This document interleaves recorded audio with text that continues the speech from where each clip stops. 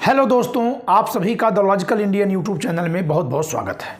मैं हूं एडवोकेट पंकज कुमार त्रिपाठी और आज दोपहर 11 दिसंबर 2023 को राजस्थान में जो मुख्यमंत्री पद के लिए रस्साकसी चल रही है, जबकि बीजेपी ने पूर्ण बहुमत हासिल किया है, अच्छा खासा बहुमत पाया है और केंद्र में बीजेपी की सरकार है, गवर्नर बीजेपी का है, फिर भी सरकार बनाने की जो रस्साकसी चल रही है, इसके बारे में मैं दो शीर्षकों से चर्चा करूंगा। पहला है कि क्या ज्वालामुखी के मुहाने पर बैठे हैं मोदी इस समय, यानी कोई विस्फोट हो सकता है पार्टी के अंदर, और दूसरा वसुंधरा हुई बगावती, इनके दोनों हाथों में है लड्डू। चलिए शुरू करते हैं दोस्तों, लेकिन इसके पहले एक निवेदन है कि मैं संविधान के माध्यम से राजनीति को समझाने की, नेताओं के चाल चरित्र को दिखाने की कोशिश कर रहा हूं, इसलिए आप सबका सहयोग बहुत अपेक्षित है। भारत के संविधान के अनुसार देश का शासन चले, इसके लिए यह जरूरी है कि भारत की जनता नेताओं के कार्य के साथ साथ संविधान के अनुसार क्या होना चाहिए और क्या गलत है, इसको भी जाने। मैं अपने वीडियोज़ के माध्यम से इस प्रकार से एक प्रयास कर रहा हूं। आप कह सकते हैं कि यह वीडियो तो राजनीतिक है, तो राजनीति और संविधान जब एक साथ बताया जाएगा तभी वो आम जनता के काम आएगा, नहीं तो एकदम एकेडमिक बता देने से कोई फ़ायदा जनता के लिए नहीं होगा, परीक्षा के काम वो आएगा।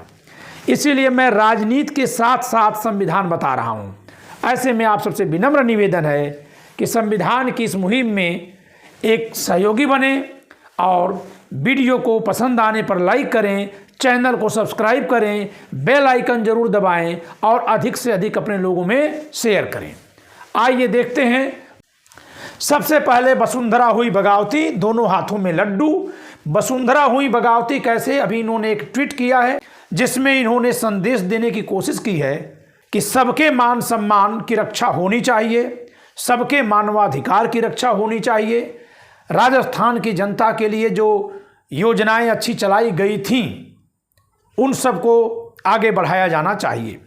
यानी अपनी पुरानी योजनाओं का हवाला देते हुए, राजस्थान की जनता को सामने रखते हुए इन्होंने मानवाधिकार के साथ साथ सबके आत्मसम्मान का उल्लेख करके स्वयं की याद दिला दी है इस समय बीजेपी के हाईकमान को।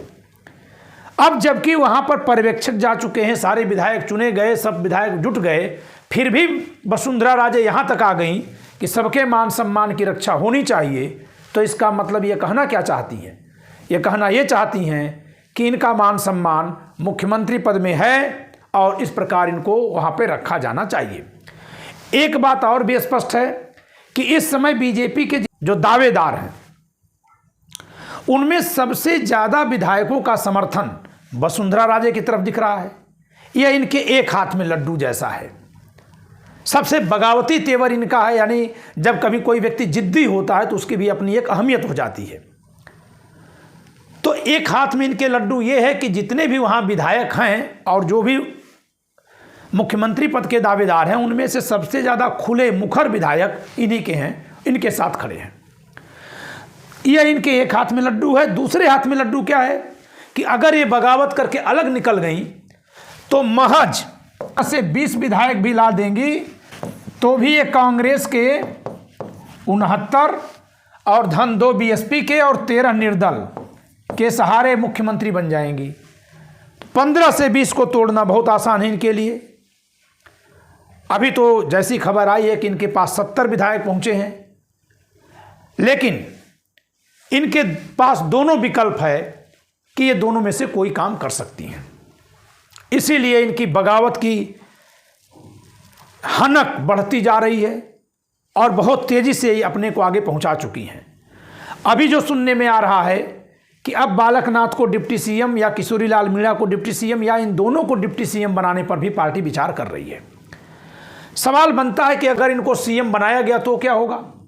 अगर बीजेपी इनको सीएम बनाती है तो यह निश्चित तौर से खुली हार मानी जाएगी मोदी जी के जिद की, क्योंकि इनकी जिद की वजह से ही वसुंधरा राजे को और शिवराज सिंह चौहान को एकदम साइडलाइन किया गया था। कहीं चुनावी जनसभा में भी इनको कोई महत्वपूर्ण स्थान नहीं दिया गया था और चुनाव जीतने के बाद इन नेताओं का प्रधानमंत्री ने कोई जिक्र तक नहीं किया था।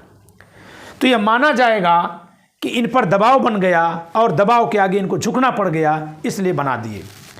और जब ये नेता मुख्यमंत्री बन जाएंगी तो 2024 में जो चुनाव होने वाला है उसमें राज्य की पार्टी कितना सहयोग करेगी इनका, यह भी बहुत बड़े सवालों के घेरे में आने वाली ये बात है। तो अगर इनको बना दिया गया तब भी ये है, नहीं बनाया गया, खुली बगावत कर गई और कांग्रेस के समर्थन से बन गई, तब क्या होगा? तब भी वही स्थिति बनेगी। तब यही हो जाएगा कि बीजेपी के पास एक मौका होगा कि वसुंधरा राजे को कांग्रेस का एजेंट, बीजेपी का गद्दार कह करके इनको लांछित करे, लेकिन मुख्यमंत्री राजस्थान में वह रहेंगी तो आगामी चुनाव में बीजेपी के लिए बहुत मुश्किल हो जाएगी, मोदी जी के लिए मुश्किल हो जाएगी। अगली बात आती है, क्या मोदी स्वयं इस समय ज्वालामुखी के मुहाने पर खड़े हैं जहां कोई भी बात होगी कि लावा फट पड़ेगा? क्या एकदम मिट्टी का तेल कहीं पड़ा हुआ है, बस तीली जलाने की जरूरत है? मैं ऐसा क्यों कह रहा हूं? क्योंकि मोदी जी की विगत 2 बार की राजनीति और उसके पहले भी चलिए, ये सारी राजनीति एकदम दबाव की राजनीति होती है, कुचल देने की राजनीति होती है, किसी को नकार देने की राजनीति होती है, किसी को मनाने की राजनीति कभी भी नहीं है। यहाँ तक कि इनकी राजनीति की मैं कहूँगा कि ये तानाशाही की पराकाष्ठा थी लोकतंत्र में कि भारत की गोल्ड मेडल विजेता बेटियां इनके अपने चहेते सांसद के खिलाफ यौन उत्पीड़न की शिकायत करने में जब महीने महीने बिता चुकी थी जंतर मंतर पर धरना देते हुए, तो उन पर लाठी किस दिन चार्ज करवाई गई? उनको मार करके कब हटा दिया गया? बलपूर्वक उस दिन हटाया गया जिस दिन ये नई संसद का उद्घाटन कर रहे थे, सेंगोल की पूजा कर रहे थे, तमाम ब्राह्मणों को, पुजारियों को बुला करके मंत्रोच्चार करवा रहे थे और उधर बेटियां देश की पीटी जा रही थी। यत्र नार्यस्तु पूज्यन्ते रमन्ते तत्र देवता लतियाया जा रहा था।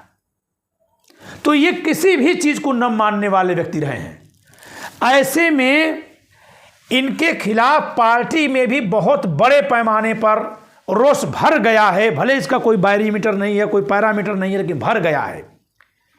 नेता कभी भी ऐसे के नेतृत्व में नहीं रहना चाहते हैं जो बहुत ज्यादा दबाव उन पर भी डाल दे कि मजबूर होकर उसके साथ खड़े रहें। और इस समय जनता में भी पूरा का पूरा रोष है, चाहे वो रोजगार के विषय पर हो, चाहे वह महंगाई के विषय पर हो, चाहे किसानों की आमदनी को लेकर हो, चाहे नई नौकरियों के विषय में हो, चाहे पेंशन को लेकर हो, चाहे मतलब बहुत सारे विषयों पर हर तरह से जनता के सवाल अब इनके तरफ जाने लगे हैं। इसका एक सीधा पैरामीटर यह है कि 2015, 16, 17 में जब इनके खिलाफ कोई लिखता था तो 100 जो कमेंट होते थे उसमें से 90 कमेंट चुप कराने वाले होते थे, 10 लोग दबी जुबान से हाँ में हाँ मिलाते थे। आज इस समय की स्थिति ऐसी हो गई है कि अगर आप मोदी जी के खिलाफ कुछ बोलेंगे, जनता के पक्ष में बोलते हुए आलोचनात्मक बोलेंगे, 100 कमेंट आएंगे, 98, 99 आपके पक्ष में होंगे, 1 या 2 वो भी डरते डरते आपको समझाने वाले भाव में होंगे। यानी जनता बिल्कुल पीछे से हट चुकी है। जनता हट चुकी है, इसका एक परिणाम यह है कि वो जो 70 विधायक वसुंधरा राजे जी के संपर्क में हैं, उनको अंदेशा है कि अगर हम इनके साथ जाएंगे तो ये 5 साल साथ देंगी, अगर हम इनके साथ जाएंगे तो ये 5 महीने ही साथ छोड़कर चले जाएंगे। ऐसा उनको अंदेशा हो चुका है। और यही कारण है कि मध्य प्रदेश और राजस्थान के चुनावी जीत को भी सवालों के नज़र से देखा जा रहा है। अगली बात यह है कि तमाम इनके समर्थन में जो विधायक हैं या जो नेता हैं, जब वो ये लाइन बोल रहे हैं कि चुनाव तो मोदी जी के नाम पर हुआ था, तो वसुंधरा राजे कैसे मुख्यमंत्री बन जाएंगी, इसको लोग याद करें। इशारे में ऐसी बात कुछ नेता बोल रहे हैं। तो जनता की तरफ से आवाज़ आ रही है कि यह चुनाव जब मुख्यमंत्री का था तो प्रधानमंत्री अपने नाम पर लड़ ही क्यों रहे थे? और जब चुनाव चाहे प्रधानमंत्री का हो या मुख्यमंत्री का, चुनाव होने के बाद जो सांसद या विधायक चुने जाते हैं, कानून और संविधान के मुताबिक वो अपना नेता चुनते हैं। ठीक है, दलीय राजनीति है, इस नाते दल का अपना दबाव होता है। जिस नेता के नाम पर चुनाव में वोट मिलता है उसका भी अपना एक दबाव होता है। लेकिन क्या वह नेता अपना कोई पिट्ठू बैठाएगा? तो फिर यह संविधान की संघात्मक व्यवस्था के खिलाफ हो गया कि देश में कोई ऐसा व्यक्ति बैठ जाए, वो हर जगह अपनी कठपुतली बैठा दे, तो फिर राज्य और संघ की शक्तियों के बंटवारे का मतलब क्या रह जाएगा? और ऐसा हो रहा है। यही कारण है कि बहुत सारी सरकारें होते हुए भी काम करते नहीं दिख रही हैं। बहुत सारे जो विपक्ष की सरकारें हैं उनको राज्यपाल के जरिए दबा दिया जा रहा है। तो ऐसे में अगर वसुंधरा राजे कहीं बगावती हो गई या इनका यह तेवर इनको झुकने पर मजबूर कर दिया और ये मुख्यमंत्री बना दी गई, तो फिर यह ज्वालामुखी कहीं फट न पड़े, कहीं नेताओं में आ न जाए कि मोदी डरने लगे हैं। और जब कभी ये फटेगी बात तो उस दिन जनता में भी जो आक्रोश है वो भी सड़कों पर आ जाएगी। कल्पना करिए कि जो कोई भी अडानी पर बोल रहा है उसे फौरन बर्खास्त किया जा रहा है, जेल में डाला जा रहा है, छापे मारे जा रहे हैं। अगर सारे नेता एक के बाद एक अडानी पर ही बोलने लगे, 500, 2000, 4000, 10,000 नेता बोलने लगेंगे, कितनों को जेल में डालेंगे। जैसे जैसे जेल में डालेंगे जनता में वैसे वैसे उन्माद बढ़ जाएगा, आक्रोश बढ़ जाएगा, क्रोध बढ़ जाएगा। तो बहुत उल्टी कीमत चुकानी पड़ सकती है। यह बात लोकतंत्र ही नहीं किसी भी तंत्र में हमेशा राजा पर दबाव बनाकर रखती है। इतिहास भी यही रहा है। इस नाते चाहे सत्ता में कोई भी बैठा हो, राजा बैठा हो, सनकी राजा बैठा हो, तानाशाह बैठा हो, लोकतंत्र का कोई लुटेरा बैठा हो, या लोकप्रिय लोकतांत्रिक राजनेता बैठा हो, या जनप्रिय राजा बैठा हो, वो हमेशा जनता की मूड के हिसाब से ही निर्णय लेता है और जनता को एक बॉइलिंग पॉइंट से ऊपर उबलने नहीं देता है। नहीं तो इतिहास तमाम ऐसी घटनाओं से भरा पड़ा है। यहां तो कुछ करना भी नहीं है। लोकतंत्र है, चुनाव है, सब लोग चुनाव के जरिए हटा देंगे सरकार को। तो मेरी समझ से कल का दिन बहुत खास है और कल के दिन दोनों में से अगर कोई भी घटना घटती है तो यह बात अपने आप में इनके खिलाफ जाएगी। इसी नाते मैंने कहा इनके दोनों हाथों में लड्डू। एक ही चीज है जो इनके फेवर में चली जाएगी कि ये झुक जाएं और सरेंडर कर जाएं, तब इनका पक्ष बढ़ जाएगा। लेकिन तब ये सदा सदा के लिए ख़त्म भी हो जाएंगी, क्योंकि ये भी अपने उम्र के उस पड़ाव पर हैं कि एक बार अगर ख़त्म हुई तो उसके बाद इनको मौका नहीं मिलेगा। तो इस विषय पर इतना ही। आपसे फिर एक बार विनम्र निवेदन है कि हमारी वीडियो अगर पसंद आई हो तो लाइक करिए, चैनल को सब्सक्राइब करिए, बेल आइकॉन दबाइए और इसको अधिक से अधिक लोगों तक शेयर करिए।